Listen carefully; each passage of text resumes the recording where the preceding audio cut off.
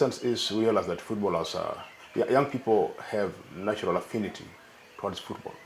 And therefore having football, rather soccer in the field, naturally attracts them and they come together in the pool. We realize that this is a powerful platform that we can use to disseminate key thematic information to the entire society.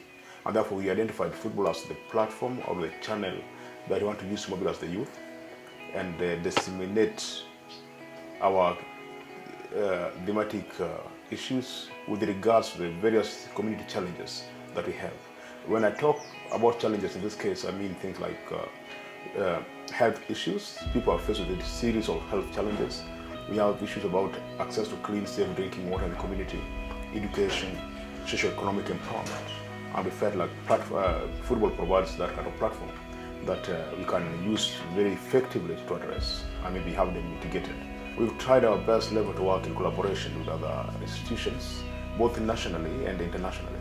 For instance, we have CEP is among the network members of Football for Good, Football for Development, both in Kenya and East Africa. And this is a group of organizations who have identified football as a very powerful tool that can be used to change communities. And therefore we came up under one umbrella called Football for Good East Africa or Football for Good Kenya.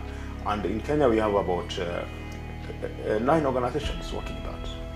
And in East Africa we are many, we are almost about 16 organizations also. So we come together for a common purpose that we want to change the community. We want to create opportunity for young people. We want to build leadership. We want the youth to have their own space and speak for themselves. So in the process, CEP has also been a network member of the global street football world with their headquarters in Berlin, Germany. And this is a network that now tries to kind of create different opportunities, technical opportunities, trainings, funding opportunities. So then we can easily implement these programs because it becomes so expensive and a bit difficult if you don't have the synergy.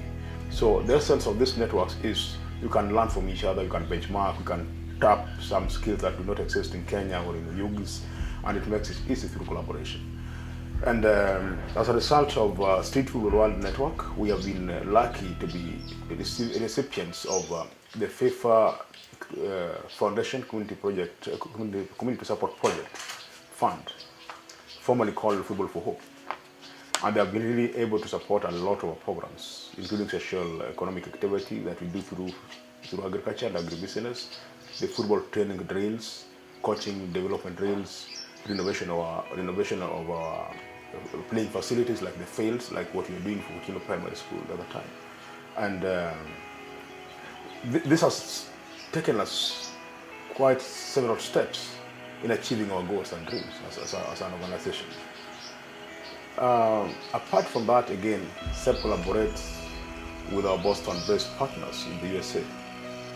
Just in September, when I visited Boston, Cambridge, I was able to talk and present about CEP. And we had a very engaging discussions with the MIT students, Harvard students, Mackay students. And they have come up with a very good collaboration about female empowerment and gender equality, for which case they're coming here in January for a period of 2 weeks to work closely with our girls locally and to maybe innovate some system whereby they can come up with the production of reusable sanitary towels. That is hygienically correct, that is naturally acceptable, using locally available materials so that even if they go back to America, then our girls around here can still continue producing. And we target this collaboration to move. It should be an ongoing collaboration, at least 3 years and above. So then you can be more innovative in your thinking, you can bring new things on board and see really what works best for these girls. So such collaborations are good because then the girls get the opportunity to learn. It creates a platform for North-South exchange, which is very important for another person. And we can tap into skills that others are not existing here. Yeah. We also have Soccer Without Borders, which is a street football world network member in the US. They are also our partners from that platform. But in the US, we also work with them one-on-one. That's like an extension of partnership. We have Played Forward in Boston also. And then you have a coordinated office in Boston, headed by Professor Sally Haslanga, who's an MIT professor of philosophy and gender studies at MIT. She's really done a marvelous job there. For instance, this is the first time in history that we are working with our county government. The chief officer for sports in Homabay County is so supportive, very, very accessible to us, and they attend our functions. By virtue of attending the functions and talking to the girls and encouraging them, that's sufficient support. So it's not just about money. However, he has not just done this in rhetoric. He has also gone extra mile and put some of the resources at our access available to us. For instance, he gives us balls, he gives us football, soccer equipments like jerseys, organizing for trainings for us and ensure that our teams is included for that. Those are kind of support we're talking about. We have FKF, this is the federation, the football governing body in Kenya. We have Nyanza South, where we have been before. Our chairman is very active and supportive to the organization, that's Mr. Yobesh. We have Homabay County, now that it's devolved. Mr. Maurice is quite good. We have the women rep, like Lynette. We have Joanne from Suba. Those are local FKF representatives. We also work very closely with the national office of FKF. So then everything that we do is well coordinated, is in harmony with the regulations and policies of the federation. And this is the secret of our success as well, because we don't have push and pull. SEP has a very vibrant board who are quite enthusiastic about what we're doing, and they support the works of mine. Some do also proposals, some do concepts, So these are the supporters that we have so far.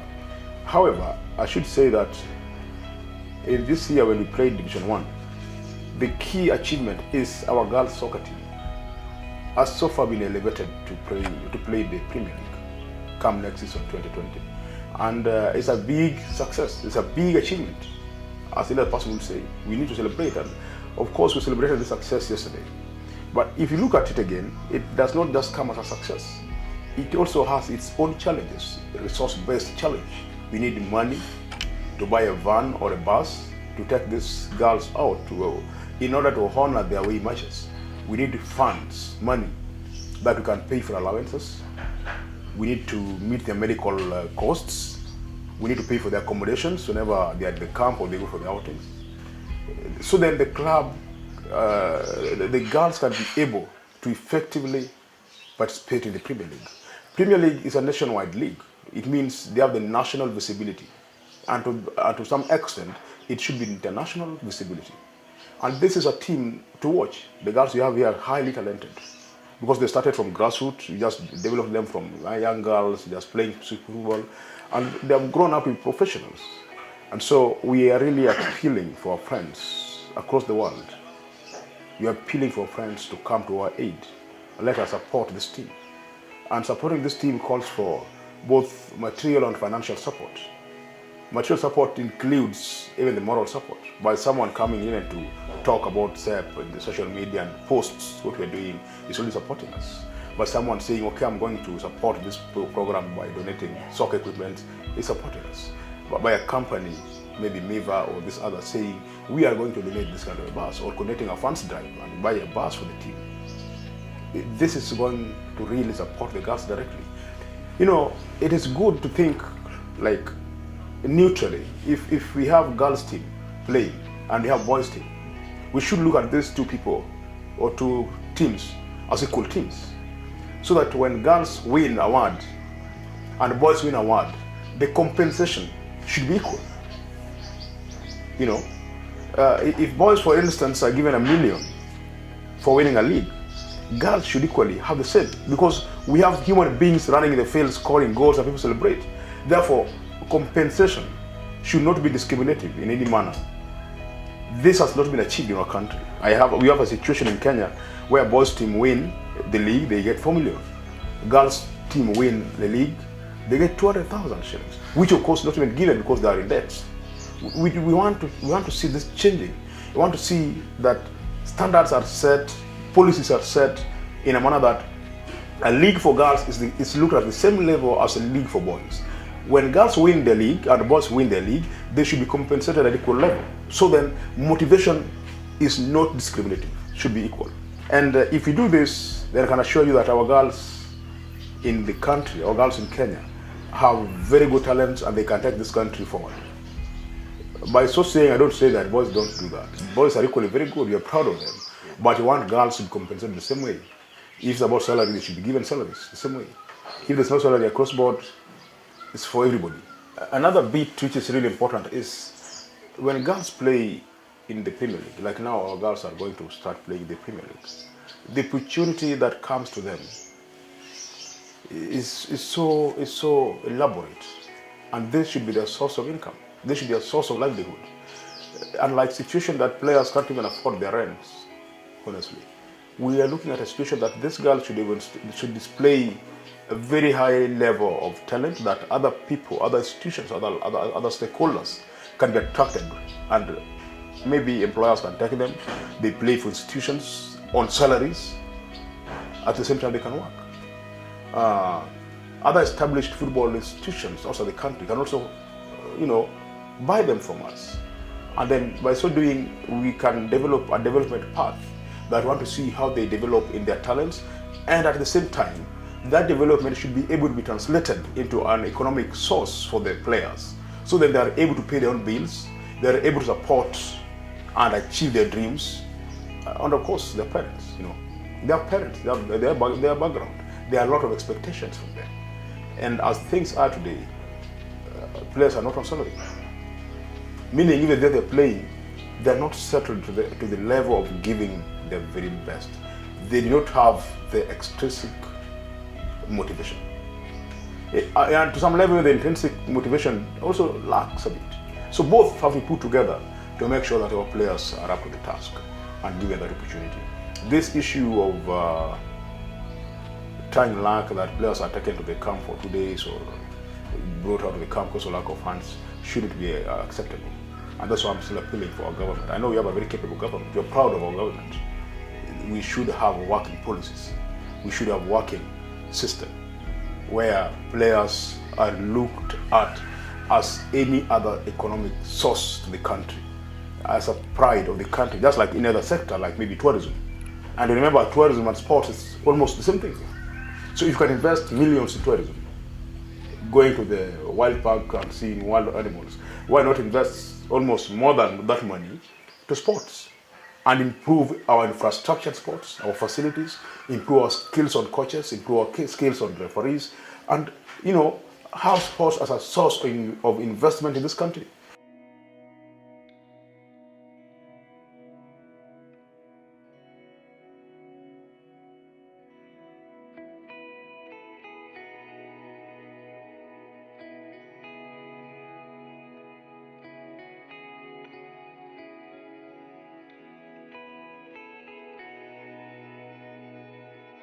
Tutasema kwamba hii timu yetu ya SEP ilianza kama football academy.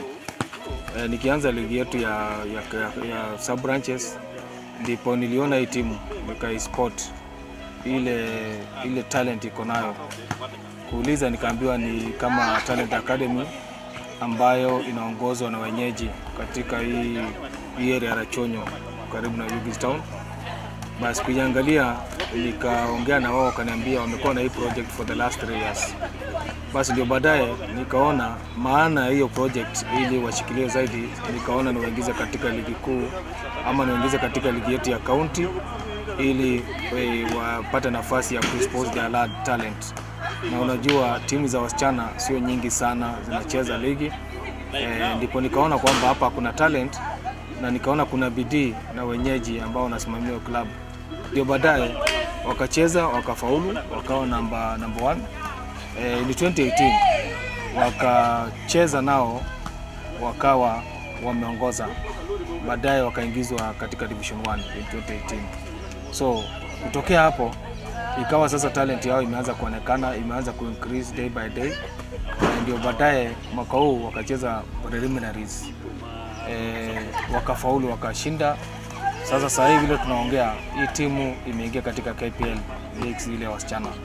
Kwa hivyo wanacheza ligi kuu kuanzia 2020 January. Fixture ikitoka sasa wanacheza katika ile ligi kuu ya Kenya kuhusu mambo ya mpira wa wasichana. Kwa hivyo leo hapa tumekuja kuongelesha wachezaji na kuambia heko kwa kazi nzuri wamefanya na kuambia kwamba talent inaweza kuwachukua mbali. I'm Joanna Koth from Society Empowerment Project.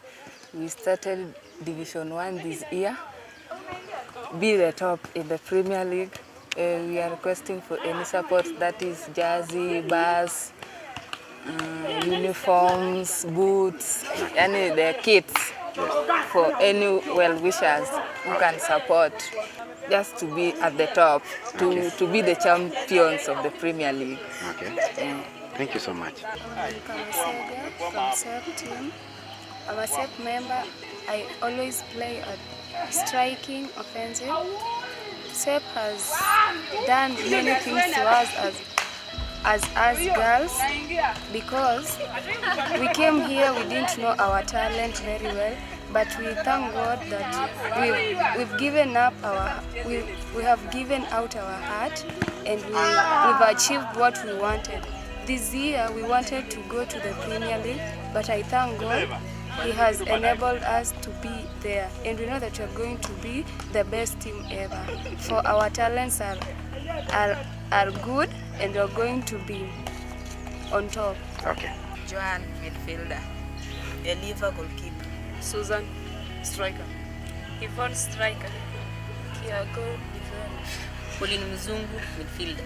Christabel Mungereza, defender. Nancy, keeper. Zuena, striker.